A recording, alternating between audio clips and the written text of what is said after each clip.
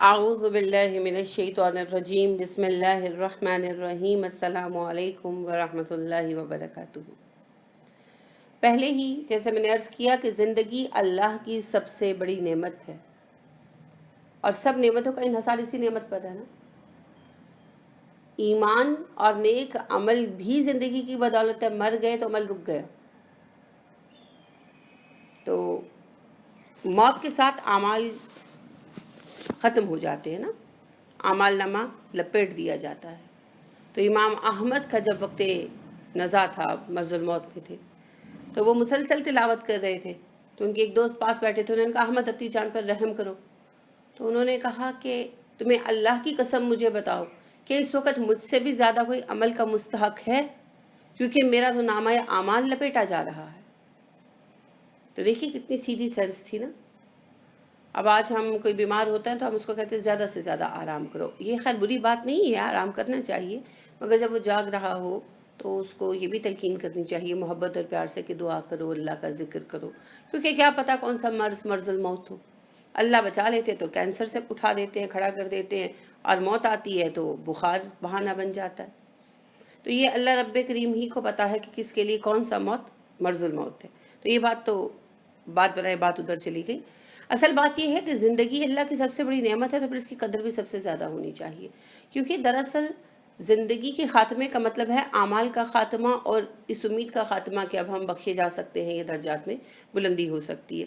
اسی لیے اس نعمت کی قدر کا یہ تقاضا ہے کہ اس زندگی کو نہ تو ختم کیا جائے، نہ ختم کرنے کی کوشش کی جائے۔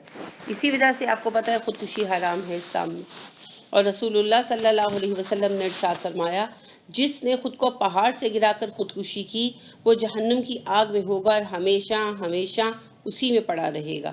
جس نے زہر پی کر خودکشی کی تو وہ زہر اس کے ہاتھ میں ہوگا اور جہنم کی آگ میں وہ ہمیشہ اسی زہر میں سے پیتا رہے گا۔ اور جس نے لوہے کے کسی ہتھیار سے خودکشی کی تو وہ ہتھیار اس کے ہاتھ میں ہوگا اور جہنم کی آگ میں ہمیشہ ہمیشہ اس ہتھیار کو اپنے پیٹ میں مارتا رہے گا۔ حضرت ثابت بن ضحاک سے روایت ہے کہ رسول اللہ صلی اللہ علیہ وسلم نے فرمایا جس نے دنیا میں خود کو کسی چیز کے ساتھ قتل کیا اسے قیامت کے روز اسی چیز کے ساتھ عذاب دیا جائے گا۔ اور ایک ایسے صاحب کا جنازہ آپ صلی اللہ علیہ وسلم کے سامنے لایا گیا جنہوں نے خودکشی کی تھی، تو آپ صلی اللہ علیہ وسلم نے کہا تم اس کی نماز جنازہ پڑھو، میں نہیں پڑھوں گا، اور آپ نے نہیں پڑھی۔ دیکھیں کتنی بڑی محرومی ہے نا، کہ آپ صلی اللہ علیہ وسلم ضرور نماز جنازہ ادا کرتے تھے۔ ان چیزوں کو کمپیئر کریں، کمپیئر کرنے سے آپ کو تفکر کی عادت پڑے گی اور چیزیں واضح ہوں گی کہ ایک خاتون تھی جو حبشی نسل کی تھی، اور وہ مسجد نبوی کی صفائی اور خدمت کیا کرتی تھی۔ تو جب وہ فوت ہوئیں تو صحابہ نے ان کی تدفین کر دی اور نبی صلی اللہ علیہ وسلم کو نہیں بتایا۔ تو 3-4 دن جب وہ خاتون دکھائی نہیں دی تو آپ نے پوچھا کہ وہ کہاں گئیں، وہ جو سیاہ فام خاتون تھی صفائی کرتی تھی؟ لوگوں نے کہا جی وہ تو وفات پا گئی۔ آپ کو بہت رنج ہوا، آپ نے کہا مجھے کیوں نہیں بتایا؟ صحابہ نے کہا کہ ہم نے کہا کہ آپ کو کیا تکلیف تھی، میری معمولی سی خاتون تھی۔ آپ صلی اللہ علیہ وسلم نے کہا یوں مت کیا کرو، تمہاری قبروں میں تاریکی ہوتی ہے، میری نماز جنازہ اس تاریکی کو دور کر دیتی۔ پھر آپ صلی اللہ علیہ وسلم ان خاتون کی قبر پر گئے اور آپ نے ان کی قبر پر نماز جنازہ پڑھی۔ تو اس سے نماز جنازہ قبر پر اور بعد میں پڑھنا بھی ثابت ہے۔ یہ اپنے وقت پر اس بات کو ہم اس حوالے سے دیکھیں گے۔ ابھی جو حوالہ ہے وہ یہ ہے کہ دیکھیں آپ صلی اللہ علیہ وسلم کتنا اہتمام کرتے تھے کہ ایک خاتون عام سی، اور صحابہ نے ضروری نہیں سمجھا آپ کو ان کی موت کے بارے میں بتانا، آپ ان کی قبر پر گئے اور جا کر نماز پڑھی، اور ایک صاحب کا جنازہ سامنے لایا گیا اور آپ صلی اللہ علیہ وسلم نے انکار کر دیا کہ میں ان کی نماز جنازہ نہیں پڑھوں گا، تم لوگ پڑھ لو۔ کتنی بڑی محرومی ہوئی نا، کس وجہ سے؟ خودکشی کی وجہ سے۔ تو آج بھی جو جید علماء ہیں، جو یعنی بہت مرتبے کے حامل ہیں، وہ نماز نہیں پڑھتے، یعنی کہ اصول یہی رکھا گیا ہے نا اس سے کہ جو خیار امت ہے، امت کے نیک ترین لوگ ہیں، وہ پھر نماز جنازہ میں شریک نہیں ہوتے۔ بعض کہتے ہیں ہو بھی سکتے ہیں لیکن اختلاف ہے نا، تو اکثریت کہتی ہے کہ نہیں ہوتے۔ تو ان کے جیسے کعبہ وغیرہ میں پھر ان کی نماز نہیں پڑھائی جاتی، عوام پڑھ لیتے ہیں، اس طرح سے رکھا گیا ہے۔ تو بہرحال یہ محرومی ہے، نبی صلی اللہ علیہ وسلم کی دعائے مغفرت سے محرومی، اس سے بڑی کیا بات ہے؟ تو خودکشی جو ہے وہ اسی وجہ سے حرام ہے کہ یہ اس نعمت کو کاٹ دیتی ہے جو اللہ کی سب سے بڑی نعمت ہے، اور ساری نعمتوں کے حصول کا ذریعہ ہے۔ رزق نعمت ہے نا، زندہ لوگوں کے لیے ہے، اولاد نعمت ہے، زندہ لوگوں کے لیے ہے، اسلام نعمت ہے، زندہ لوگوں کے لیے ہے۔ نیکی اور نیک عمل کرنا نعمت ہے، زندہ لوگوں کے لیے ہے. یعنی جتنی نعمتیں ہیں وہ زندہ لوگوں کے لیے اس دنیا کے اندر. پھر جب مر کر ہم دوسری دنیا میں جائیں گے تو دوسرا عمل شروع ہو جائے گا نا. مگر وہ اس سلسلے کا انحصار اس دنیا کے اعمال پر، اور دنیا کے اعمال کی مہلت کا نام ہی تو زندگی ہے. تو لہٰذا زندگی کی قدر کیجئے. اور میں پھر دہراؤں گی، زندگی جتنی بھی ہمیں ملی ہے اس کا درست اور بھرپور استعمال کریں. بھرپور کو یاد رکھیے گا، درست تو آپ کو فوراً کلک کر گیا ہوگا، بھرپور کو بھی یاد رکھیے گا. بھرپور کیسا ہوتا ہے؟ جب کوئی مزیدار کھانا پکتا ہے تو کھانا کھانے کے بعد پھر پلیٹ بھی چاٹ لیتے ہیں. کوئی مزیدار جوس ہوتا ہے تو کیا کرتے ہیں؟ جوس ختم کرنے کے بعد وہ جو بیچ میں ایک آدھ قطرہ رہتا ہے اس کو بھی منہ میں ٹپکا لیتے ہیں.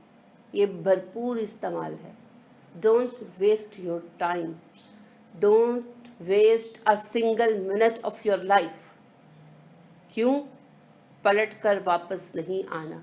There is no rewind button in your life. جو گیا وہ گیا. غافل تجھے گھڑیال یہ دیتا ہے منادی، گردوں نے گھڑی عمر کی ایک اور گھٹا دی. اور جو گھڑی گھٹا دی وہ گھڑی لوٹے گی نہیں. تو درست اور بھرپور استعمال، اور کبھی بھی کسی بھی حال میں خودکشی کے متعلق نہیں سوچنا. ایسی بے وقوفانہ باتیں دراصل شیطان کی طرف سے ہوتی ہیں. ہماری زندگی میں ہوتا ہی کیا ہے؟ نوکری نہیں مل رہی، سو کالڈ محبت ناکام ہو گئی ہے نا. سو کالڈ نام نہاد ہوتی ہے وہ. یہ سارے قصے ہی ہیں، فلمیں دیکھ دیکھ کر سب کو محبتیں جو ہیں وہ سمجھ آتی ہیں. زندگی حقیقت میں جو ہے وہ بہت تلخ ہے. پھر اس کے علاوہ کیا ہے جی؟ کوئی خواہش پوری نہ ہونا، قد چھوٹا ہونا، امتحان میں فیل ہو جانا، انہی بنیادوں پر ہوتے ہیں نا خودکشیاں. آپ اخباروں میں دیکھتے ہوں. کسی صورت پہ جائز نہیں ہے. رسول اللہ صلی اللہ علیہ وسلم کے ساتھ غزوہ احد میں ایک صاحب شریک ہوئے. اب میرے ذہن میں اس وقت نام نہیں ہے. خودکشی کا جو ٹاپک ہے آپ سنیں گے تو اس میں آپ کو مل جائے گی حدیث.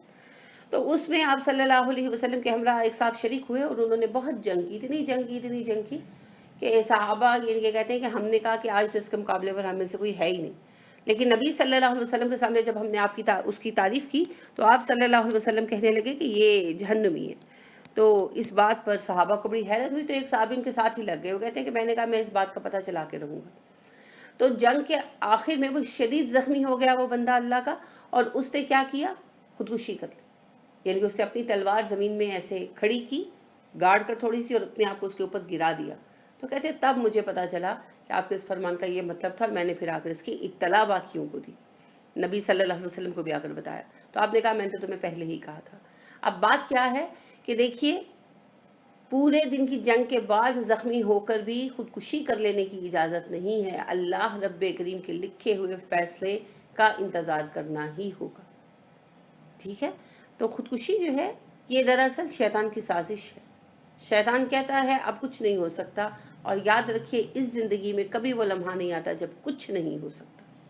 ہمیشہ جہاں آ کر ڈیڈ اینڈ لگتا ہے نا، آپ قریب جاتے ہیں تو وہیں سے رستے نکلتے ہیں.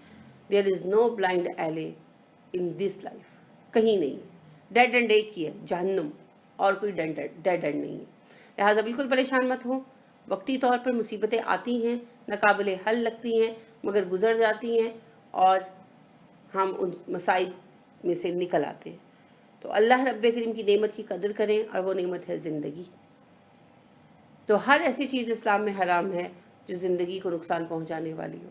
لہٰذا ان سب چیزوں سے بچنا ہے، اور کسی بھی صورت میں کبھی بھی ہمت نہیں ہارنی، کیونکہ مایوسی بذات خود کفر ہے.